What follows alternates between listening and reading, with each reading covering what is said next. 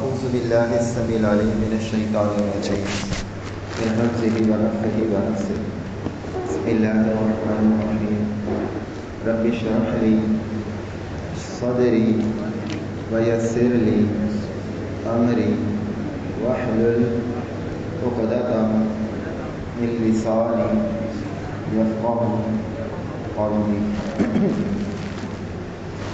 آگے پڑھتے ہیں انشاءاللہ. ولقد آتینا، اور البتہ تحقیق ہم نے دی عطا کی موسیٰ الکتاب، موسیٰ علیہ السلام کی کتاب، وقفینا، اور پے کر کے بھیجے ہم نے من بعدہ، اس کے بعد بالرسل، کئی رسول، وآتینا، اور ہم نے دیے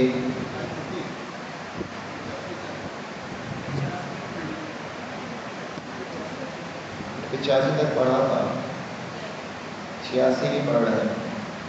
من بعد رسول، اس کے بعد کئی رسول، وآتینا، اور ہم نے دیے عیسیٰ ابن مریم، عیسیٰ ابن مریم کو بیناتی، واضح دلائل، معجزات، وأیدناہ، اور ہم نے اس کو قوت دی بروح القدس، روح القدس جبرائیل کے ساتھ.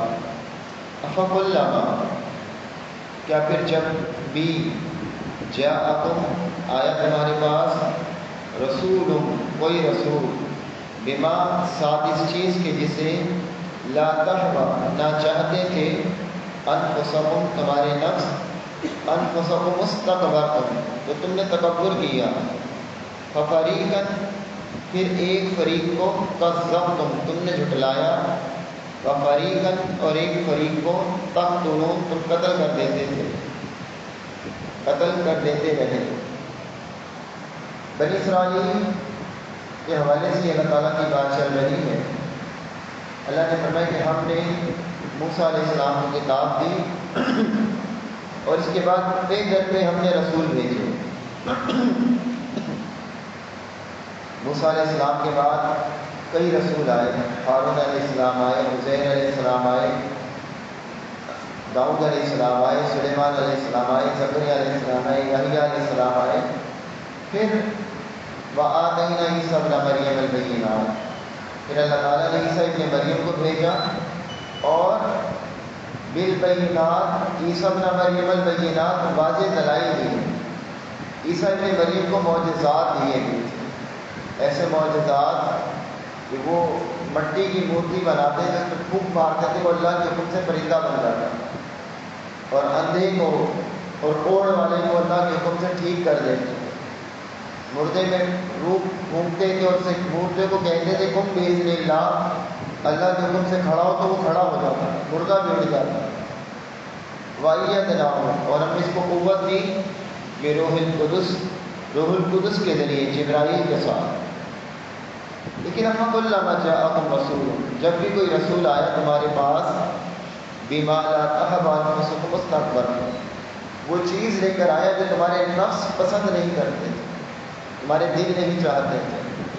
ہمارے دل اصل میں اللہ کی اطاعت نہیں چاہتے، ہمارے نفس جو ہے وہ گناہوں کی طرف زیادہ مائل ہوتے ہیں، کیونکہ شیاطین ہمیں وسواس ڈالتے ہیں، ہمیں گناہوں کی طرف رغبت دلاتے ہیں.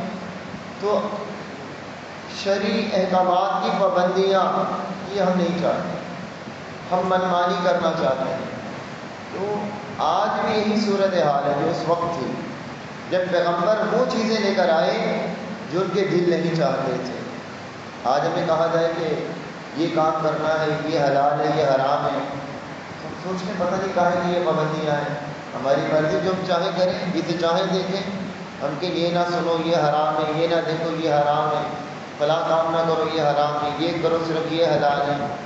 ہمارا دل تو چاہتا ہے نا، برائی کی طرف رغبت کرتا ہے، اور شیطان بھی ہمیں دعوت دیتا ہے.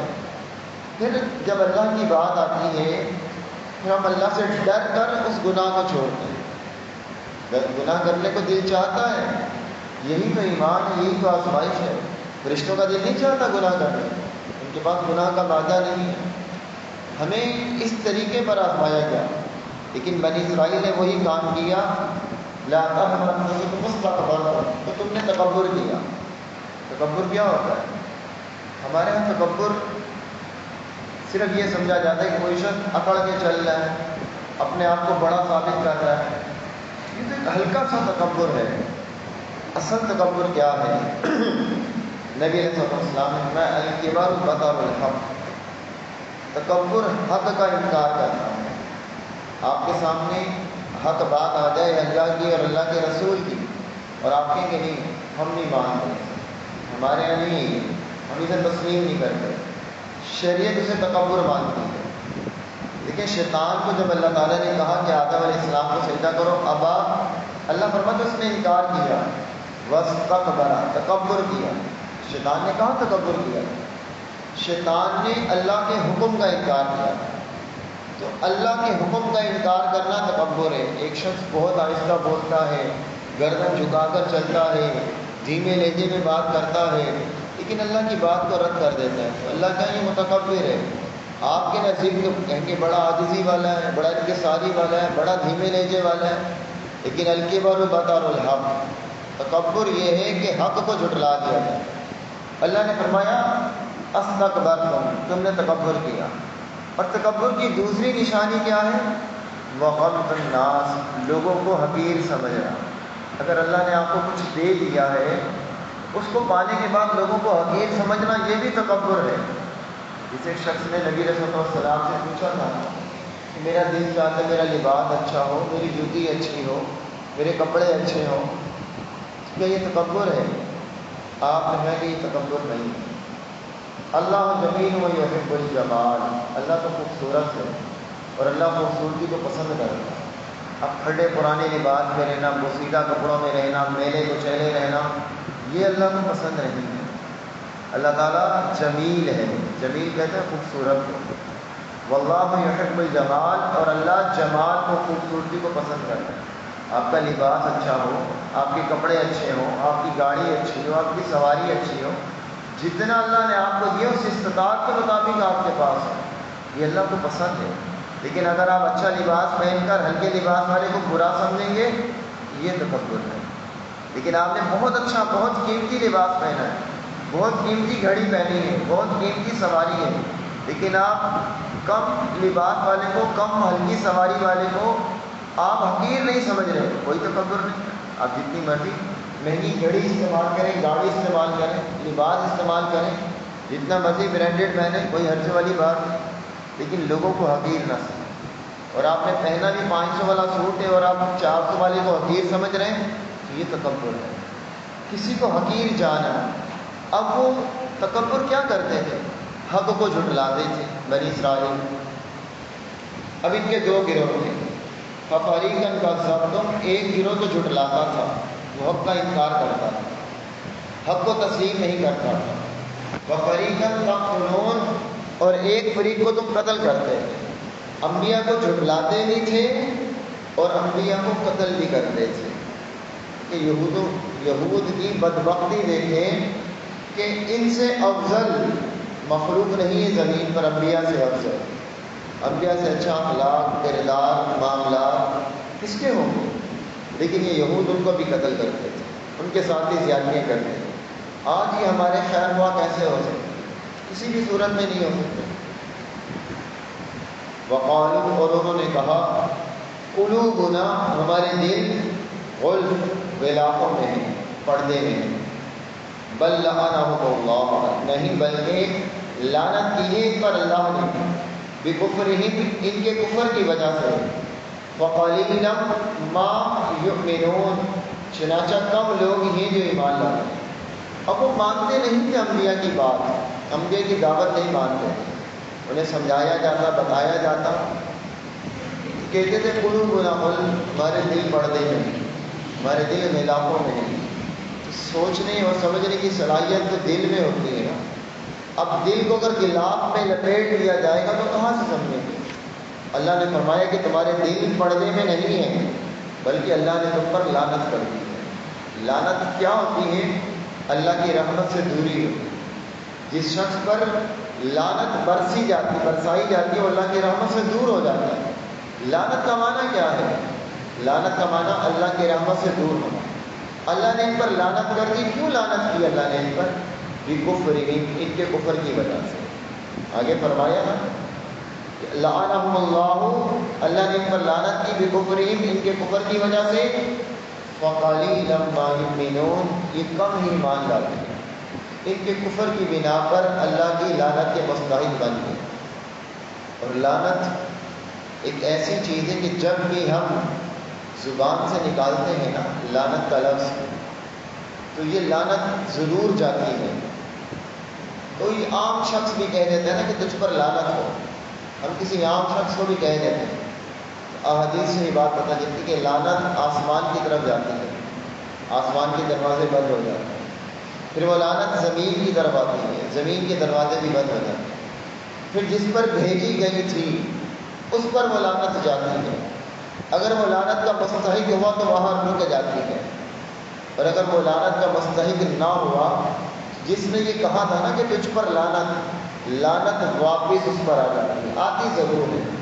جب میرے منہ سے نکل گیا نا لعنت کا لفظ، تو کسی نہ کسی پر جائے گا. جس پر بھیجی ہے اس پر، نہیں تو مجھ پر. اگر وہ لعنت کا مستحق ہے تو وہ لعنت زدہ ہوگا، اگر وہ نہیں ہے تو مجھ پر لعنت آئے گی. مجھ پر لعنت آ جائے گی تو میں کیا ہو جاؤں گا؟ اللہ کی رحمت سے دور ہو جاؤں گا. تو کسی پر لعنت نہیں کرنی چاہیے. اسلام لعنت کو پسند نہیں کرتا. ہاں، جس پر اللہ تعالیٰ نے اللہ کے رسول سب میں لعنت بھیجی ہے، بس اس کے متعلق ہم کہتے ہیں کہ فلاں پر لعنت. اور وہ بھی نامینیٹ نہیں کرنا، نامزد نہیں کرنا. مثلا نبی علیہ السلام نے صحیح مسلم کی روایت ہے کہ ان عورتوں پر لعنت بھیجی جو آئی برو بناتی ہیں. یہ بہووں کے بال اکھیڑتی ہیں یا دانتوں کو باریک کرواتی ہیں، جسم کو گدواتی ہیں. اب اگر کوئی عورت یہ کام کرتی ہے تو اس پر لعنت بھیجی. لیکن ہم نے کسی عورت کو دیکھا کہ اس نے یہ کام کیے ہوئے، ہم نے یہ لائق نہیں کہ ہم اس عورت کا نام لے کر بولیں کہ اس عورت پر لعنت ہے. یہ اللہ کا اور عورت کا معاملہ ہے. ہمیں عمومی بات کرنی کہ یہ عمل لعنت کا مستحق ہے.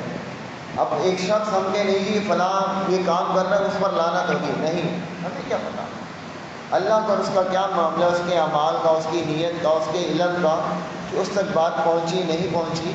ہمیں کسی کا نام لے کر یہ نہیں کہنا چاہیے کہ فلاں پر لعنت ہے. یہ ضرور کہنا چاہیے کہ یہ عمل لعنت کا سبب ہے.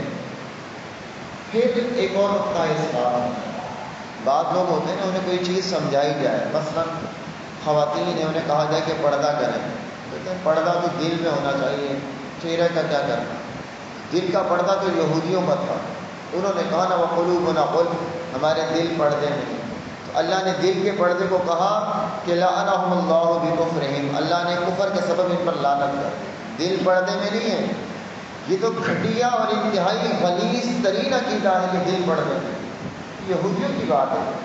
مسلمانوں کا دل تو روشن ہوتا ہے، پردے میں نہیں ہوتا، اور دلوں کا پردہ نہیں ہوتا. اللہ نے پردہ جسم کا رکھا ہے، دل کا نہیں رکھا. دل تو اللہ نے ویسے ہی سینے میں رکھا ہے، اللہ نے اوپر رکھا ہی نہیں کہ آپ اس کو غلاف میں لپیٹ لیں. یہودی کہتے تھے قلوبنا غلف، ہمارے دل پردوں میں. آج ہم مسلمان بھی ہم کہتے ہیں چہرے سے کیا ہوتا ہے، دل میں ہونا چاہیے، آنکھوں میں حیا ہونی چاہیے، دل میں پردہ ہونا چاہیے. نہیں، دلوں کا پردہ تو کفر ہے، دل پردے میں نہیں ہونے چاہیے. وَلَمَّا جَاءَهُمْ، اور جب آ گئی ان کے پاس کتاب من عند اللہ، اللہ کی طرف سے، مصدق لما، جو تصدیق کرنے والی اس کتاب کی، معہم، جو ان کے پاس ہے، وقالوا، اور وہ تھے، من قبل، اس سے پہلے، یستفتحون، فتح مانگا کرتے تھے، علی الذین، خلاف ان لوگوں کے جنہوں نے کفروا، کفر کیا. فلما جاءہم، پھر جب آ گئے ان کے پاس وہ حق، ما عرفوا، جسے انہوں نے پہچان لیا، کفروا، جو انہوں نے کفر کیا، یہی ساتھ اس کے، فلعنۃ اللہ علی الکافرین، سو اللہ کی لعنت ہے کافروں پر. یہ بھی یہودیوں کی بات ہے. اللہ تعالیٰ فرمانا ہے کہ جب تمہارے پاس کتاب آ گئی، کون سی کتاب؟ قرآن. اور یہ کوئی نئی کتاب نہیں تھی، قرآن مجید کوئی آسمانی پہلی کتاب نہیں تھی، اور پھر ان کے مخالف بھی نہیں تھی. یہود کے، عیسائیوں کے مخالفت کی بنا تھی، بلکہ مصدق لما معہم، تمہاری کتابوں کی تصدیق کرنے والی تھی، جو کچھ تمہارے پاس تھا اسے جھٹلا نہیں رہی تھی۔ ایک ہوتا ہے نا کہ نئی چیز آئی ہے، آپ کی کتاب کو رد کر رہی ہے، آپ کی کتاب کا انکار کر رہی ہے، ایسا نہیں ہے قرآن میں۔ قرآن میں کہیں پر بھی تورات اور انجیل کا انکار نہیں کیا گیا، بلکہ تصدیق کی گئی کہ وہ بھی اللہ کی کتابیں تھیں۔ اور یہودیوں کی روش اللہ نے بیان کی، وَقَالُوا مِن قَبْلُ يَسْتَفْتِحُونَ عَلَى الَّذِينَ كَفَرُوا، اور اس سے پہلے وہ دعائیں مانگا کرتے تھے۔ یہودی کیا مانگا کرتے تھے؟ انہیں پتا تھا، تورات میں انہوں نے پڑھا تھا کہ پیغمبر آنے والے ہیں، مدینے میں ہجرت کریں گے۔ اب انہیں یہ تھا کہ یہ پیغمبر بھی بنی اسرائیل میں آئے گے۔ اب وہ لوگوں کو بتایا کرتے تھے وہ پیغمبر آنے والے ہیں، دعائیں مانگتے تھے کہ جلدی سے وہ پیغمبر آ جائیں اور ہم ان پر ایمان لائیں، پھر وہ پوری دنیا میں غالب آ جائیں، ان کا مذہب پوری دنیا میں پھیل جائے۔ یہ دعائیں کو بہت کثرت سے مانگا کرتے تھے، یہودیوں کی چاہت ہوتی تھی۔ اور اس پیغمبر کی تلاش میں بعض پادری اور ان کے جو پیروکار تھے وہ بھوکتے تھے۔ سلمان فارسی اسی چکر میں مدینہ پہنچے۔ سلمان فارسی کا واقعہ رضی اللہ عنہ، اگر کبھی موقع ملا تو انشاءاللہ بتائیں گے۔ 3 پادریوں کے پاس جو تھے مدینہ پہنچے تھے، یہودی تھے، لیکن کس چکر میں آئے تھے؟ نبی صلی اللہ علیہ وسلم کی تلاش میں۔ پھر فلما جاءہم، جب پیغمبر آ گئے، اور پھر ایسا نہیں تھا انہوں نے پیغمبر کو پہچانا نہیں تھا، پہچان لیا تھا۔ ما عرفو، قرآن کہتا ہے ما عرفو، جسے انہوں نے پہچان لیا تھا کہ واقعی یہ پیغمبر ہے، اللہ نے بھیجا، انہوں نے نشانیاں دیکھ لی، پہچان لیا، لیکن کفروا بہ، انکار کر دیا۔ کیوں انکار کیا؟ کہ بنی اسماعیل میں کیوں آئے، بنی اسرائیل میں آنا چاہیے، بس اس وجہ سے انکار کیا کہ ہمارے خاندان میں نہیں آئے، ہمارے خاندان میں نہیں آئے، یہ بنی اسماعیل میں آئے ہیں۔ حالانکہ صرف ایک نسل اوپر جاتے نا، یہ بنی اسرائیل یعقوب علیہ السلام کی اولاد تھے، اور بنی اسماعیل علیہ السلام کی اولاد تھے، اور یعقوب علیہ السلام اسحاق علیہ السلام کے بیٹے تھے، اور اسماعیل علیہ السلام اور اسحاق علیہ السلام دونوں ابراہیم علیہ السلام کے بیٹے۔ صرف ایک نسل اوپر جاتے تو ایک ہی خاندان تھا، لیکن پھر بھی ما عرفو، جاننے کے بعد کفر بھی، کفر کیا انہوں نے، نبی علیہ السلام کو نہیں مانا۔ فلعنۃ اللہ علی الکافرین، تو ایسے کافروں پر اللہ کی لعنت ہے۔ بئس ما اشتروا، بری ہے وہ چیز بیچا انہوں نے، بھی اس کے بدلے، انفسہم، اپنے نفسوں کو، ان یکفروا، یہ کہ وہ کفر کرتے ہیں، بما، اس چیز کے ساتھ جو انزل اللہ، نازل کی اللہ نے، بغیا، حسد کرتے ہوئے، ان ینزل، اس سے کہ نازل کرے، ینزل اللہ، نازل کرے اللہ، من فضل ہی، اپنا فضل، علی من یشاء، اوپر جس کے چاہے، من عبادہ، اپنے بندوں میں سے، فباءوا، چنانچہ وہ پھرے، بغضب علی غضب، غضب کے ساتھ اوپر غضب کے، وللکافرین عذاب مہین، اور کافروں کے لیے عذاب ہے رسوا کن، کافروں کے لیے دردناک عذاب ہے۔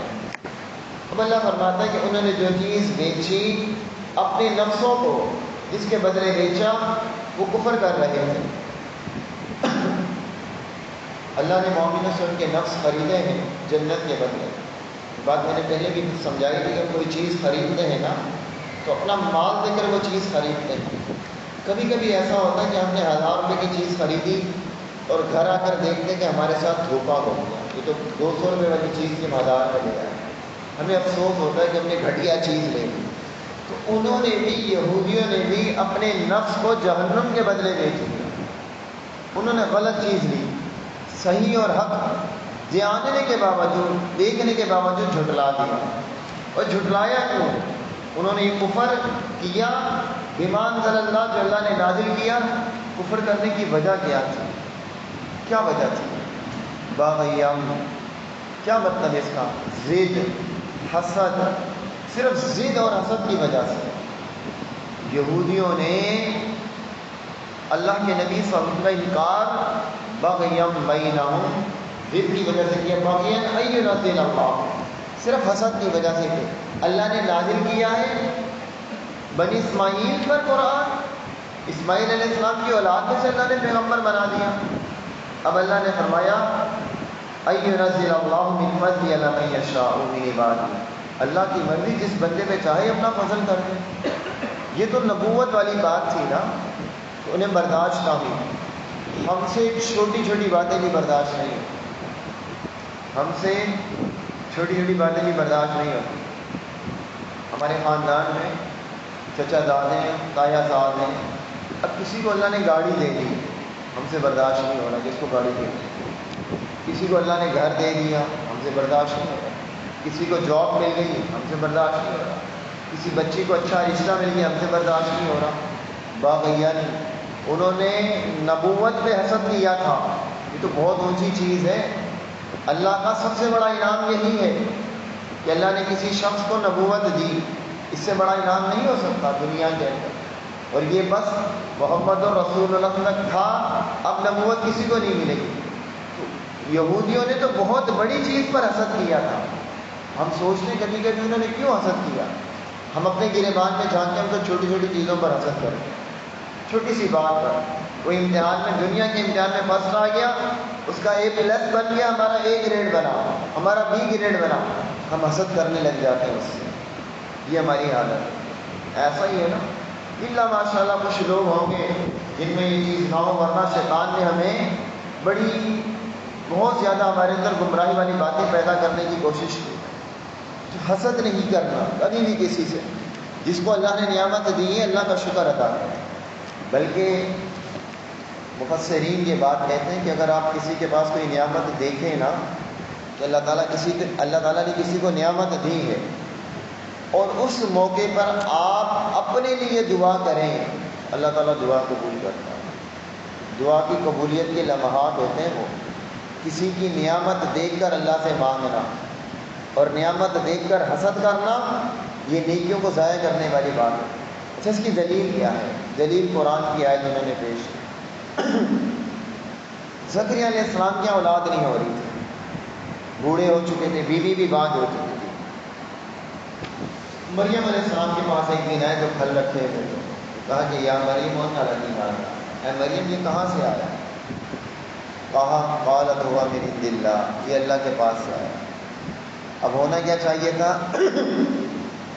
جو ہمارے معاشرے میں حسد کرتے ہیں، جل جاتے ہیں، ضد کرتے ہیں، نہیں، اللہ سے وہیں فریاد کی۔ ہنالک دعا زکریا ربہ، جب مریم نے کہا نا قالت ہوا من عند اللہ، یہ اللہ کے پاس سے آیا، تو اگلی آیت میں ہنالک دعا زکریا ربہ، اللہ کو پکارا زکریا نے کہ اللہ مجھے نیک اور صالح بیٹا عطا فرما۔ اللہ نے فرمایا وَأَصْلَحْنَا زَوْجَهُ، ہم نے اس کی بیوی کی اصلاح کر دی۔ بانجھ تھی، اللہ نے بانجھ پر پن دور کر کر وہیں کھڑے کھڑے بشارت دی، یا زکریا اِنَّا نُبَشِّرُكَ بِغُلَامٍ اسْمُهُ یحییٰ، اللہ نے اے زکریا ہم تمہیں بیٹے کی بشارت دیتے ہیں، اس کا نام یحییٰ۔ اللہ کی نعمت تھی نا مریم کے پاس، اپنے لیے مانگ لی، دعا اللہ نے فوراً قبول کر لی۔ اسی طرح اللہ کی نعمت جب بارش برس رہی ہوتی ہے نا، بارش بھی اللہ کی نعمت ہے۔ حدیث میں آتا ہے جب بارش برس رہی ہے تو دعا قبول ہوتی ہے، قبولیت کے لمحات ہوتے ہیں۔ ہم نے الحمدللہ اللہ کی توفیق سے حرم میں دیکھا تھا، سعودی عرب میں۔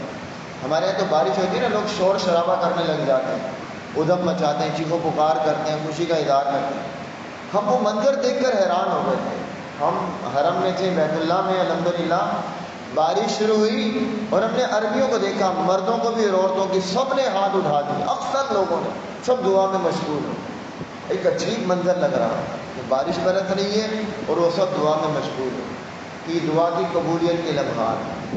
اللہ تعالیٰ اگر کسی کو کوئی گاڑی دے دے، گھر دے دے، اولاد دے دے، آپ کو پتہ چلے نا تو حسد نہ کریں، کس کے پاس کہاں سے آ جائے، فوراً اپنے لیے جو چاہت اور حاجت ہے اللہ سے وہ مانگیں۔ حسد کرنے سے کچھ نہیں ہوگا۔ اللہ تعالیٰ کی نعمت ہے، جب اللہ اس کو دے رہا ہے مطلب اللہ کی رحمت جوش میں ہے، اللہ تعالیٰ اسے دے رہا ہے نا، اللہ آپ کو بھی دے گا۔ تو نا امید اور مایوس ہونے کے بجائے، حسد کرنے کے بجائے اللہ سے پرہیز کریں۔ تو یہ اللہ کا فضل ہے، جس کو چاہے دے۔ فَبَاءُوا بِغَضَبٍ عَلَىٰ غَضَبٍ وَلِلْكَافِرِينَ عَذَابٌ مُهِينٌ۔ تو یہ غضب پر لوٹے، اللہ کے غضب سے غضب پر آئے، یعنی غضب پر غضب ہوا ہے۔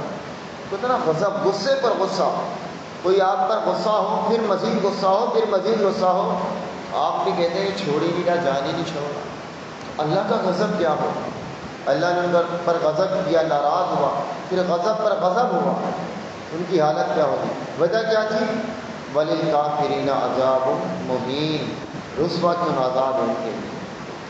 وَإِذَا قِيلَ لَهُمْ بِمَا أَنزَلَ اللَّهُ، وَإِذَا قِيلَ لَهُمْ، اور جب کہا جاتا ہے ان سے آمنوا ایمان لاؤ، بِمَا أَنزَلَ اللَّهُ، اس پر جو نازل کیا اللہ نے، قالوا تو وہ کہتے ہیں، نؤمن ہم ایمان لائے، بما انزل اس پر جو نازل کیا گیا، علینا ہم پر، ومعہم اور ان کے پاس ہے، ویکفرون اور وہ انکار کرتے ہیں، بما وراءہ اس کے جو اس کے علاوہ ہے، وہو الحق حالانکہ وہ یعنی قرآن حق ہے، مصدقا لما تصدیق کرنے والا اس کتاب کی جو معہم ان کے پاس ہے۔ قل فلما کہہ دیجئے پھر کیوں، تقتلون تم قتل کرتے رہے، انبیاء اللہ اللہ کے نبیوں کو، من قبل اس سے پہلے، ان کنتم مؤمنین اگر تھے تم مومن۔ اب یہودیوں سے بات کہی گئی کہ اس پر ایمان لاؤ جو اللہ نے نازل کیا ہے، تو وہ اس کا انکار کرتے تھے، یعنی قرآن کا انکار کرتے تھے، حالانکہ وہ ان کی کتاب کی تصدیق کرنے والا ہے۔ وہ کہتے تھے کہ ہم حق پر ہیں، وہ قرآن کو نہیں مانتے تھے۔ اللہ نے فرمایا اگر تم حق پر ہوتے تو تم انبیاء کو قتل کیوں کرتے، تم پہلے نبیوں کو قتل کیوں کرتے؟ اگر تم صحیح دین پر ہوتے، اپنی اصل تورات پر بھی ہوتے، تو تم نبیوں کو قتل نہ کرتے۔ اچھا، یہ جب قرآن نازل ہوا تھا تو مدینے میں یہودی تھے نا، انہی کو یہ باتیں بتائی جا رہی ہیں نا کہ جب تم حق پر ہوتے تو نبیوں کو قتل کیوں کرتے۔ سوچنے والی بات ہے کہ ان لوگوں نے تو نبیوں کو قتل نہیں کیا تھا۔ کوئی شخص یہ سوال اٹھا سکتا ہے نا کہ وہ یہودی تھے، ان لوگوں نے تو نبیوں کو قتل نہیں کیا، عیسیٰ علیہ السلام کے بعد تو کوئی نبی آئے نہیں، 500 سال گزر چکے تھے، ان کے بڑوں نے یہ کام کیا تھا اور وہ اپنے بڑوں کے کام پر راضی تھے، تو وہ بھی گناہ میں برابر کے شریک تھے۔ ہمارے بڑے کوئی گناہ کر رہے ہوں، ہمارے بڑوں نے کوئی گناہ کا کام کیا ہو اور آنے والی نسلیں اس پر راضی ہوں کہ وہ ٹھیک تھے، حالانکہ ہم نے نہیں کیا، لیکن ہماری رضامندی کی وجہ سے ہم بھی اس کے اندر مجرم سمجھے جائیں۔ وَلَقَدْ جَاءَكُم مُوسَىٰ اور البتہ تحقیق آئی تمہارے پاس موسیٰ علیہ السلام، بالبینات واضح دلیل و معجزات کے، ثم اتخذتم العجل پھر تم نے بنا لیا بچڑے کو معبود، من بعدہ اس کے بعد، وانتم ظالمون اور تم ہو ہی ظالم۔ کہا کہ موسیٰ علیہ السلام تمہارے پاس بہت دلائل لے کر آئے تھے، لیکن تم نے تورات کے آنے کے بعد، موسیٰ کے آنے کے بعد بھی بچڑے کو معبود بنا لیا۔ ثم اتخذتم العجل تم نے بچڑے کو معبود بنا لیا تھا، تم ہو ہی ظالم ہو۔ اگر تم ظالم نہ ہوتے تو تم اللہ کے ساتھ شرک نہ کرتے۔ یہی بات بنی اسرائیل کی چل رہی ہے۔ انشاءاللہ اللہ نے توفیق دی تو اگلی کلاس میں پڑھیں گے۔ انہوں نے بچڑے کو معبود بنایا اور کس وجہ سے بنایا تھا، اگلی آیت میں یہ بات آ رہی ہے، وہ کیا وجہ تھی۔ انشاءاللہ اللہ نے توفیق دی، ویر والے دن اس بات کو پڑھیں گے۔ اور آج بھی جو لوگ اللہ کے سوا لوگوں کو معبود بناتے ہیں نا، اس میں سب سے بڑا سبب یہی ہے۔ اشارتاً میں آپ کو بات بتا دیتا ہوں، وہ وجہ کیا تھی؟